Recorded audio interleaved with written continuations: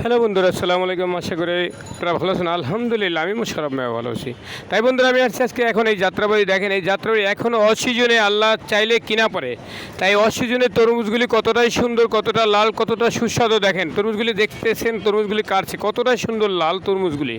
তাই আল্লাহ চাইলে অনেক কিছুই পারে। তাই আল্লাহ বন্ধুরা দেখেন অসিজনের তরমুজগুলি কত সুন্দর। দেখেন ট্রাক থেকে তরমুজগুলি নামতেছে, কত সুন্দর সুন্দর তরমুজ।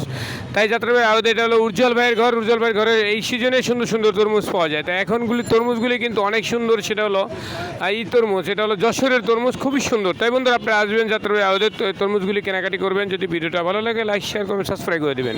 আল্লাহ হাফেজ।